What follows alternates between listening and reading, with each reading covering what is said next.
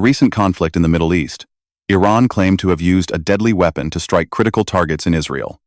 Here, we are talking about hypersonic weapon, a weapon so dangerous that it sends shivers and chills in the veins of military leadership at Pentagon in Washington, D.C. A weapon associated with monstrous speed and power that it leaves the hearts of Israeli leaders and military generals pounding with immeasurable fear. But the big question in everyone's minds is, how did Iran acquire such a weapon? How did a less technologically advanced country get its hands on a weapon that few countries in the West have developed?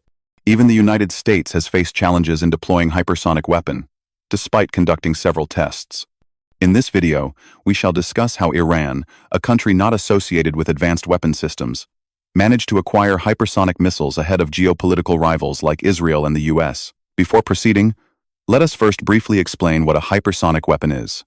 Generally, a hypersonic weapon is a missile that travels at incredible speeds of Mach 5 and above, or 5 times the speed of sound. This is equivalent to 6,100 km per hour, or 3,800 miles per hour. To put this into perspective, a Boeing 747 commercial airplane moves at a speed of merely 988 km per hour, or 613 miles per hour. For this reason, what makes hypersonic missiles deadly is their tremendous speeds and maneuverability. Unlike traditional ballistic missiles that follow predictable trajectory, hypersonic weapons can change path during flight, as well as travel through the atmosphere. This capacity to maneuver or change path combined with incredible speeds makes hypersonic missiles a nightmare for air defense systems. Currently, there are no modern defense systems that can intercept or stop these weapons. Yet, Iran already possesses these missiles and has used them successfully against Israel. So, how did Iran acquire hypersonic weapons? Let us dive into the how. Please, remember to hit the subscribe and like buttons. Iran likely got assistance from Russia in developing hypersonic missiles. Developing and deploying this class of weapons requires technological sophistication that Iran cannot possibly possess. At the present, only Russia and China, and to some extent the US, have demonstrated the ability to develop and deploy different types of hypersonic weapons. In addition, it took both China and Russia many years and a lot of work to successfully make hypersonic systems.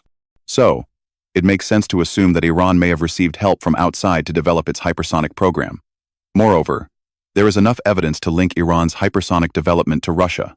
For those who closely follow the news, you will remember that Iran claimed in November 2022 that it had developed a hypersonic weapon. The commander of the Revolutionary Guard of Iran boasted that the country had made a generational leap in missile development.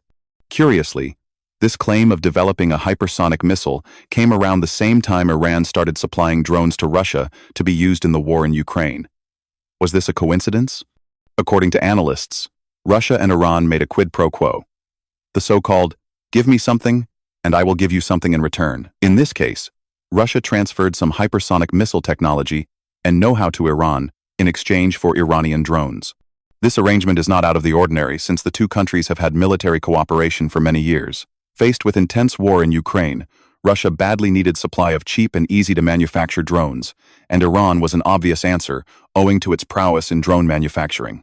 On its part, Iran had long expressed desire to acquire hypersonic capabilities, but lacked the technological depth to accomplish this goal.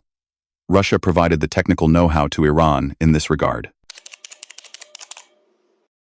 Although Russia likely offered some help, this does not mean Iran was not pursuing a hypersonic program on its own. In fact, in 2020, it announced that it was trying to develop hypersonic missiles for its military.